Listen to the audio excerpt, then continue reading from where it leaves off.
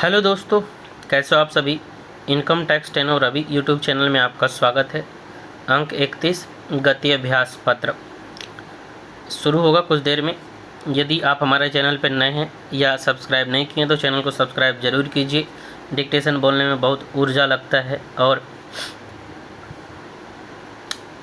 है। तो चलिए डिक्टेशन की शुरुआत करते हैं। डिक्टेशन का स्पीड होगा 100 शब्द प्रति मिनट। यदि आप इसको कम या ज़्यादा स्पीड में लिखना चाहते हैं तो यूट्यूब स्पीड के माध्यम से आप 80, 85, 90, 95 या 110 में लिख सकते हैं। डिक्टेशन शुरू होगा 5 सेकेंड बाद। 5, 4, 3, 2, 1 स्टार्ट। मनुष्य को जीवन में हार जीत, यश अपयश, संपन्नता विपन्नता आदि सभी को झेलना पड़ता है। सुख के साथ दुख भी होता है, लेकिन यदि मनुष्य का मन दुख और असफलता से निराश हो जाता है तो वह कभी भी प्रगति नहीं कर सकता। यदि अभाव तथा विपन्नता में व्यक्ति का मन टूट जाता है, पराजय उसे कुंठित कर देती है, तो वह भी उन्नति नहीं कर सकता, क्योंकि किसी भी कार्य के संपादन और सफलता के लिए मन एक महत्वपूर्ण भूमिका निभाता है।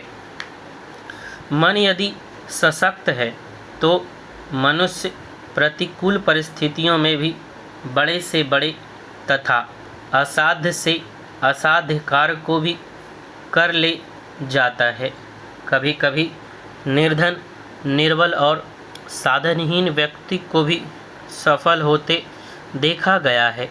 इसके विपरीत साधन संपन्न प्रबल व्यक्ति को असफल होते। सत्य यह है कि मनुष्य की सफलता असफलता, जय पराजय, प्रमुखता उसके मन की सशक्तता पर निर्भर करती है। कोई भी भाषा बुरी नहीं होती, क्योंकि सबकी अपनी अपनी विशेषताएं होती हैं। हर भाषा जबकि किसी अन्य के लिए केवल भाषा होती है, तो अपने लिए मातृभाषा होती है। अतएव किसी भाषा अथवा किसी भी मातृभाषा को बुरा मानना या समझना, अपने से हीन मानना समझना मनुष्यता नहीं, विद्या प्रेम नहीं, प्रत्युत नीचता और संकीर्णता है। हर भाषा का अपना साहित्य भी होता है और उस साहित्य की अपनी विशिष्टता होती है। उस विशिष्टता में किसी भी देश की मानसिक विलक्षणता रहती है। इन सारी बातों की जानकारी के लिए ही विदेशी भाषाओं का अध्ययन होता है। अनेक भाषाओं का ज्ञान आवश्यक है, क्योंकि इससे मानवीय दृष्टि, व्यापक विचार, उदार और अंतर्राष्ट्रीय संबंध दृढ़ होते हैं। इसलिए विदेशी या दूसरी भाषा का विद्यार्थी होना अनुचित नहीं है, लेकिन विदेशी या दूसरी भाषाओं के पढ़ने के पहले अपनी राष्ट्रभाषा और मातृभाषा का ज्ञान होना नितांत आवश्यक है। अपनी भाषा में हृदय बोलता है। इसमें माँ की ममता, राष्ट्रीय संबंधों की मधुरता और अपने को जानने पहचानने की सरलता रहती है, अपनापन रहता है। इसको सीखने के लिए हमें विशेष श्रम नहीं करना पड़ता है।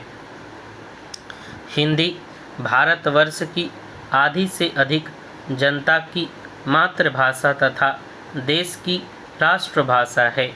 इसी में हम अपने मन की बात सोचते हैं, किसी विदेशी भाषा में नहीं। वह हमारे लिए सहज और सुबोध है। अतएव विदेशी भाषा सीखी जा सकती है, लेकिन वह अपनी नहीं हो सकती, क्योंकि हमारी अभिव्यक्ति को सहज वाणी नहीं प्रदान कर सकती। विदेशी भाषा मस्तिष्क की वस्तु हो सकती है, हमारे हृदय की वाणी नहीं हो सकती। समाप्त। आशा करते हैं आपको डिक्टेशन अच्छा लगा होगा। डिक्टेशन अच्छा लगा तो आप लोग अपने दोस्तों को शेयर करें, चैनल को सब्सक्राइब करके ज़रूर जाएं। धन्यवाद।